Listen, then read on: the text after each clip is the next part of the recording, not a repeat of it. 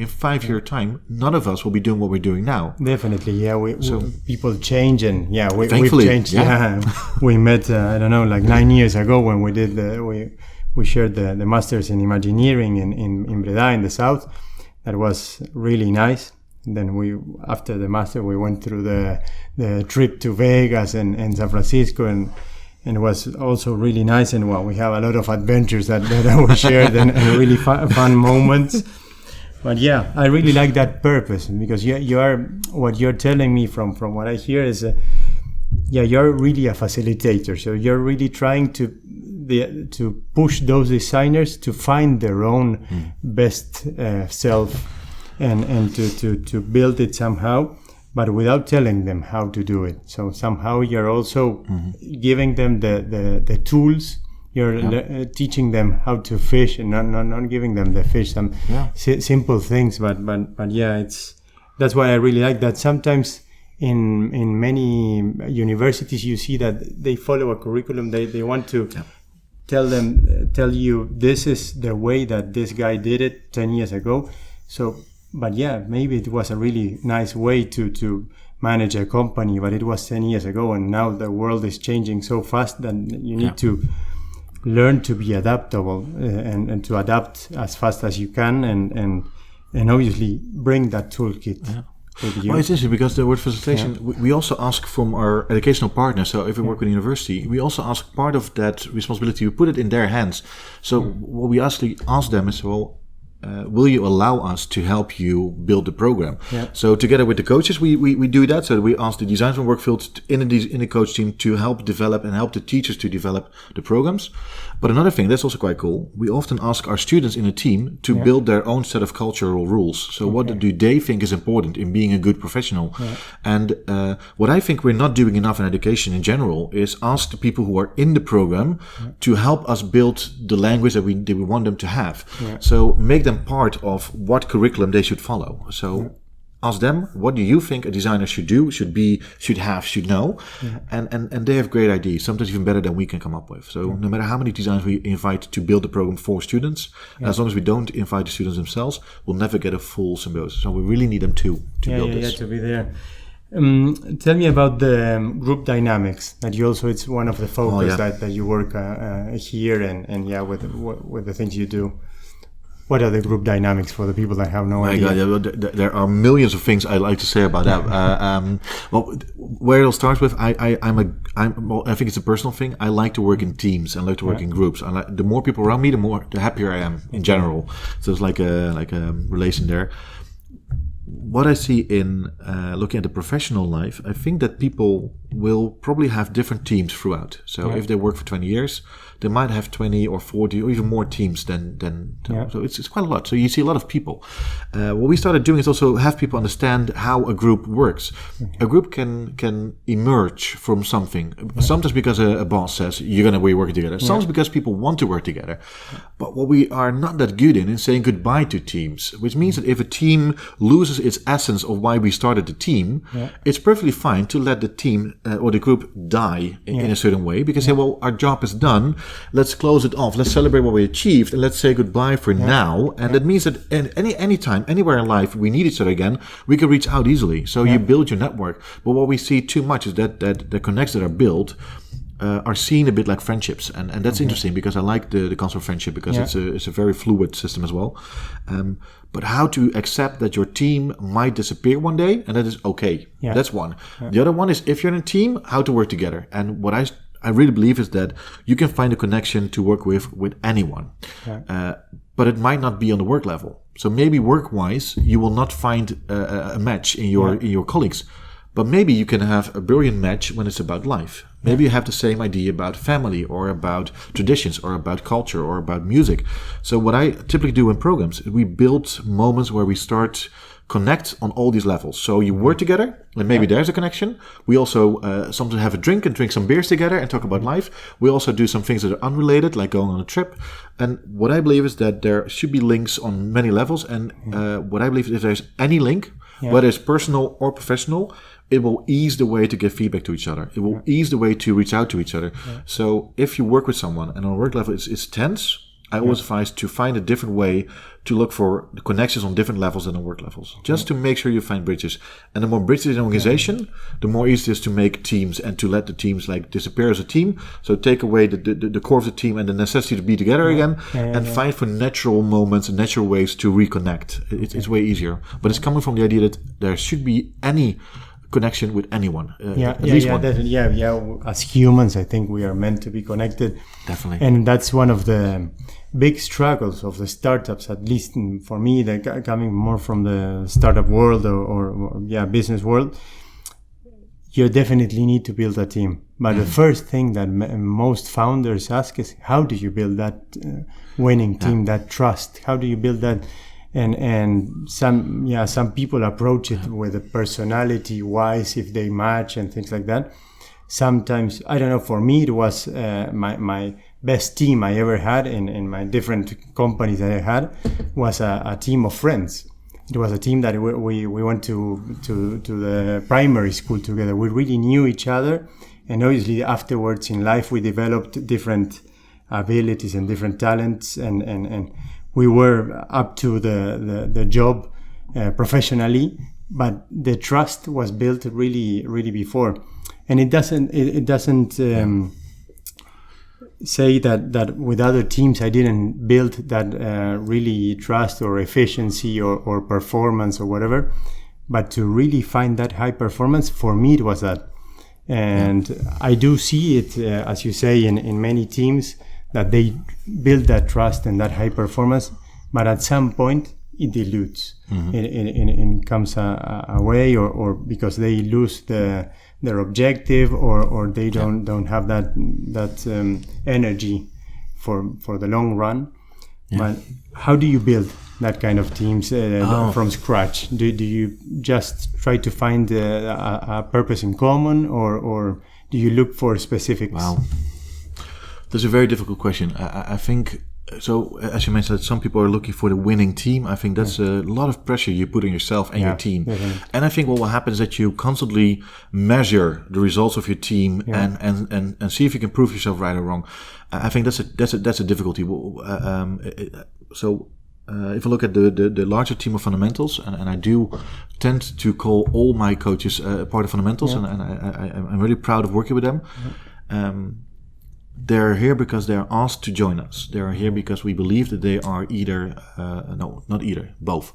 They're both expert in something in the work field, and they are great people to be with, which kind of makes me believe that even if we have a closed room with students and some of these people, and we have no program at all, and they would only chat about life, it would still be a meaningful encounter because we have people who have both expertise and a personality.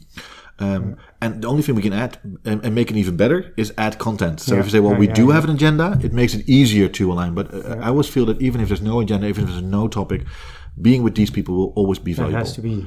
So that's my true belief that everyone we work with will offer that.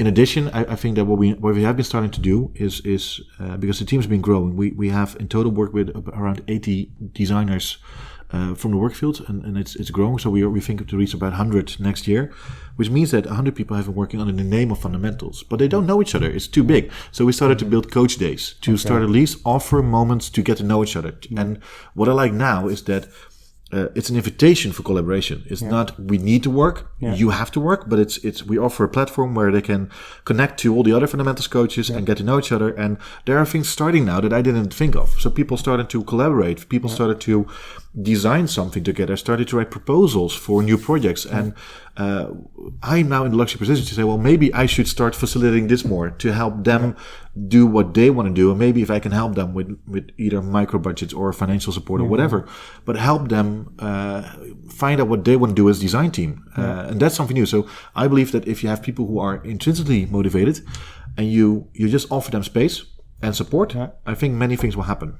I think that's definitely the intrinsic motivation, and it's a must in this kind of things. But from what I listen, is also having this purpose in common. Also, somehow this way of teaching, this way of being also a disruptive coach somehow.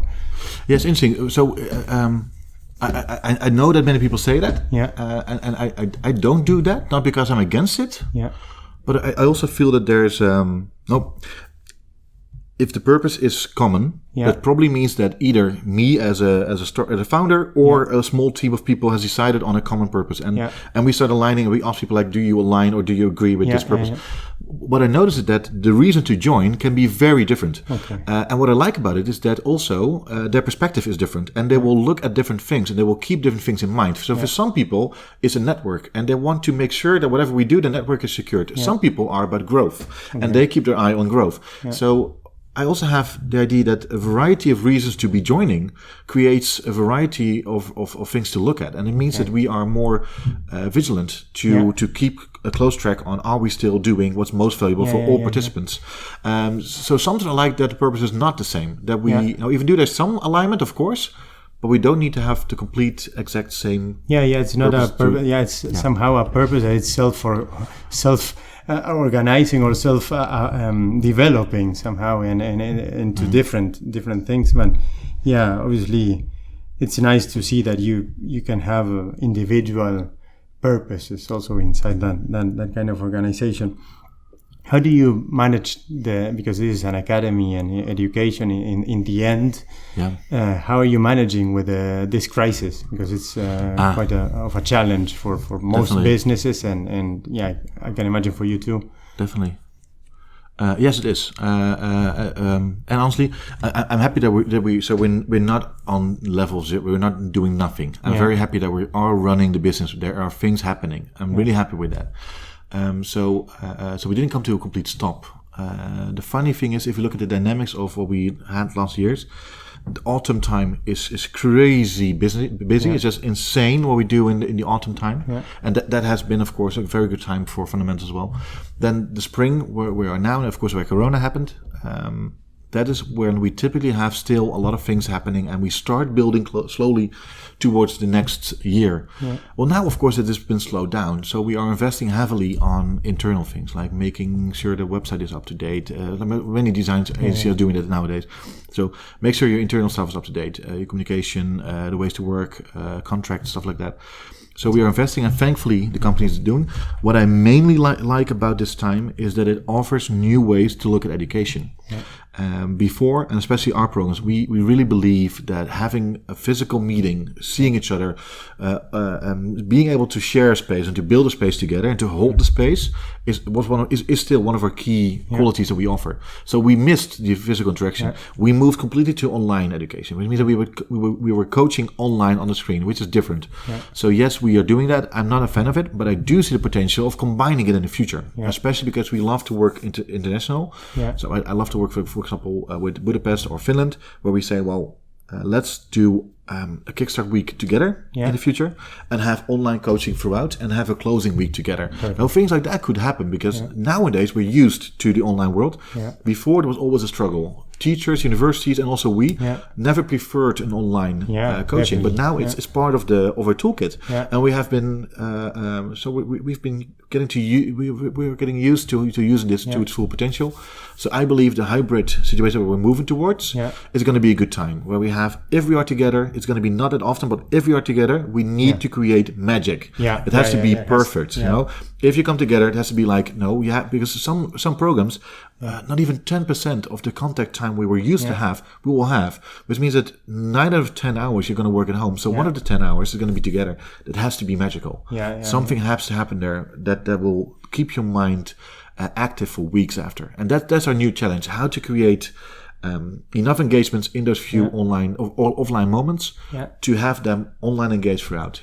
That's our new challenge in education. I really liked what you said because it brought my mind. Obviously, you were talking about your business and about education, but I was thinking this is what companies need to do. Build that magical moment of the personal contact, because it will be like this. Most of the time, I think, will be digital or with the Zoom or whatever you're using. And when you do have that moment of contact, try to make it not be one more day that they're on the water cooler talking about I don't know what. Try to make something different there, because you need to appreciate that contact that you're having, that physical contact. also with the trips. I don't know, but with my wife, she's now on a congress, but at home. And she would be now in Brazil, for example, giving a conference. Wow. And yesterday she would have been somewhere else because it was also and now she's staying there at home and giving these talks with amazing guests. But yeah, it's there. So I think she will appreciate that much the day that she actually flies somewhere. And before it was one more of many others. It's an interesting example, by the way, because what we also notice is that if you are one-on-one coaching online, quite okay, but having 2 or 3 coaches all calling in Zoom or whatever, and try to offer coaching, that's also not working. So we also try to start doing, and that's thankfully we have enough space here in the headquarters. The facilitators are joining in the same space, but all the students are online, which means that you can still align and quickly check in with each other. So also for companies or for startups who are working together and need to check in online with either their users or their partners or their financial whoever.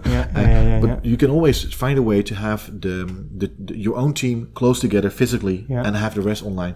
That allows for all the magic, at least within your team, so you have more impact and more power in the screen. So that's a small thing that we're actually starting to actively do now. Oh, that's really nice. Yeah, that you're finding ways. It's a whole new way of teaching and interacting, and you have to also find your best way and how it works. I'm really thankful, Jens, for your time and for inviting me here. Thanks for having me. Brilliant. I have only one question. What's your vision for the future of education? What's your vision for the future? We are not going only through a moment of turbulence because of the coronavirus, but it's also a moment of turbulence of, I don't know, minorities that are starting to be on a different place. I'm, for example, realizing that there's a lot of women entrepreneurs that are starting from a very different starting point, and if you talk about other minorities, even worse. It's something to be aware, and it's something maybe to communicate more and more, and to try to empower them and push them somehow if possible. Do you take that into consideration when you bring people to the academy, or is it something that comes out natural? Yes, definitely. And I think we need to do it more. I think we should never underestimate the power of education. I'm still sometimes shocked. For example, if we are asked to do or to organize a semester for students, that means that we get to decide a full half year of their total curriculum. We get to decide everything: who they're going to meet, what kind of projects they're going to work on, how they're going to achieve that, how they're going to communicate. So what I think we should do more in education in general, and of course it's also part of my business model. So I can imagine some people feel it's a business thing, but it's not. It's about something else. I feel that if in education we invite more people from the outside world, to put it like that, so entrepreneurs, but also activists. There's now a lot of people working on very important themes. When it's about equality for women or for the Black Lives Matter community, there are things happening and they need attention. Well, it's if the educational model would be a bit more flexible, we could actually welcome these people in our classrooms, and that will change the way we talk about these things, because you set the agenda by the people in the classroom. And at this moment, people in the classroom, most of the time, and I'm not saying always, but most of the time, still repeat their own stories because it's about a curriculum that's been set, about an amount of content that we promise to deliver. So the moment we say, well, let's use at least 40% of the time that we have with the students on things that matter today, that will require you as a university to invite the entrepreneurs that are working on the topics that matter today, that require you to invite the activists that are working on topics today, and it will require the students, and that's most important, to make a decision about what they think about it, because we cannot tell them you have to think this or that, but you can invite them to take it to build their own statement, to build their own understanding of what's happening. And I think that's what we need to do more. Invite people from the real world, to say it like that, in universities, and blend it, because teachers are brilliant in getting knowledge across. And people in the world who are entrepreneurs or activists, they can share the actuality, the things that are happening now that we need to include. And that combination, I think, is key. That's the only way we can use that magical moment of education to build people that are stronger and more resilient for the future. Oh, perfect. So you see a nice future in education. How do you see your future? Where is fundamentals going to? I actually hope that, because we now have a few very strong partnerships, I hope to find more universities that are willing to work with us and allowing, by doing so, entrepreneurs in their programs. That's what I really hope, and I hope that in the future we can collaborate with universities and build programs for students that really have that eye already towards the future. Because some of the students are only focusing on, I need to get my degree and then life can start. And I believe, no, the degree should be some of your biggest celebration in your life. If you use the 4 or 5 years you have in education to build the most valuable time, you have a great start. So don't use your time in education to just wait for it to end. Use it to start the next phase. And I hope that we can help do that in future education. Wow, that's amazing. Well, I thank you very much, Jens. Thank you, Charlie. Thanks for the beautiful questions. For being here. And I really hope, for sure we will have to make maybe on a different format, a round table with the Imagineers. That would be a really nice thing. Yeah, that would be a nice thing to do. Well, this was Winning Attitude for Entrepreneurs.